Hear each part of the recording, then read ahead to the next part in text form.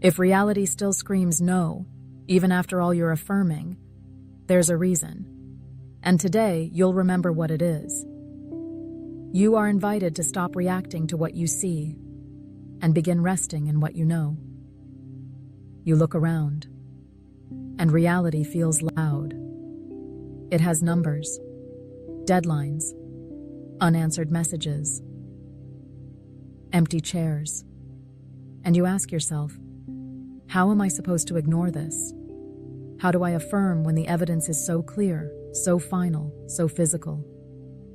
You are not alone in this. What you feel is the pull of the outer world, the echo of old assumptions still playing themselves out in form. Neville said, "Ignore the evidence of the senses," but he never meant fight what you see. He meant recognize it as a shadow, not the source. Stop believing the echo is the voice. Because what you call reality is just the result of your prior state. You've affirmed, you've visualized, you've spoken the words, but secretly, you've waited to be proven right. You've waited for the number to shift, the call to come, the body to heal, and in the waiting, you've delayed the state. To wait is to admit, it isn't done yet. To check is to confess, I still need evidence. And this is not blame. This is remembrance. We've all done it, and we will again. Remember, today you are invited to stop reacting to what you see and begin resting in what you know. I will share with you a short story about a woman who had been visualizing a new job for months. She lit her candles. She scripted. She even bought a blazer for the interview she hadn't yet been offered. But every morning she would check her inbox. And with every empty refresh, she'd feel that quiet sting. It's not here yet. She didn't realize that her checking was a confession. Not a crime, but a confession. I don't yet have it. She thought she was affirming. But beneath the words was a silent state of lack. So I asked her, gently, to stop proving herself right, not to stop looking, but to stop looking for evidence, to let the inner knowing be the only confirmation she needed, to let the assumption be the signal. And within days, not weeks, the call came. Because the call doesn't come when you chase it. It comes when you become the one who no longer needs the call. She didn't manifest the job by effort. She received it by release. Her story is not rare. It is yours. It is mine. The details may change. The inbox, the bank account, the silence in a room. But the invitation is always the same. To stop proving you are ready and simply be the one for whom it is already done.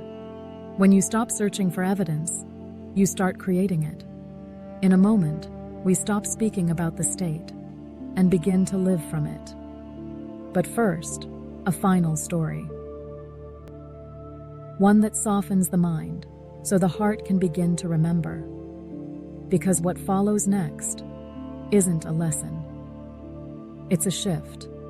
There was a man who had been trying to manifest love. Every day, he visualized. He felt the embrace.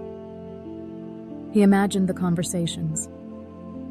But deep down, he was comparing his life to the lives of others, their photos, their rings, their timelines. He didn't realize that each scroll was a silent declaration. They have what I don't. They're ahead, I am behind. Until one day, not in a dramatic moment, but a quiet one, he stopped checking. Not out of frustration, but out of peace. He stopped measuring his state by their evidence. And he returned to his own. Not the state of wanting, but of being. Not the state of waiting, but of already loved. And within that stillness, something shifted. Not because he found someone, but because he found himself. The one for whom love was already true. And love, as it always does, followed. And from here, from this quiet shift in identity, the world begins to follow. So let the body tremble, let the thoughts race, let the world swirl in contradiction. You are not here to silence the noise. You are here to remember that it is noise, and you do not have to join it. You are the cause. You are the awareness behind the assumption. An assumption does not plead. It does not wait. It simply is. The one who has does not ask.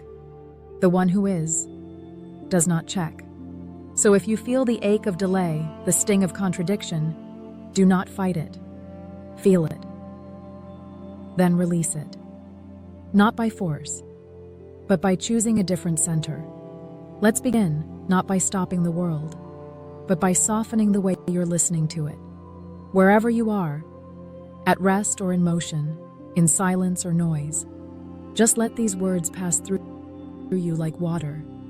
No effort, no posture, no need to pause.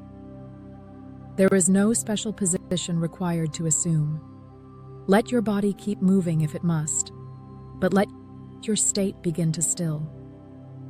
Even now, even here, you can shift. You can assume. Feel the state of the wish fulfilled, not as a performance, but as a quiet remembering. Something ancient, already alive within you.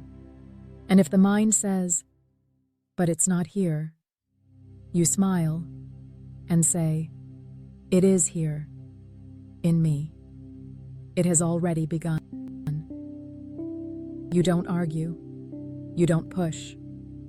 You assume. Let reality shout. Let contrast rise. But do not rise with it. Stay. Stay in your assumption. Stay in your knowing. Stay in the peace of already. And if the storm gets louder, if the world screams, "You're behind," you whisper back, "It is already done." If they tell you, "Be realistic," you say nothing. You turn within and dwell. Because you don't need to shout louder than the world. You only need to feel deeper than it can distract. The outer is always a step behind, and your assumption leads. So stay with it. Stay in it. And let the echo be just that. An echo. You are not behind. You are not wrong. You are not late. You are simply invited to shift, gently, into the state where all is already given. And from that state, life must conform. If this felt like something you needed to hear today, stay close. There's more for you here, and much more to come. Let this become your new baseline, your new normal. Return to this space whenever the noise grows louder. And know, you were never meant to fight reality, only to stop feeding it. You belong here.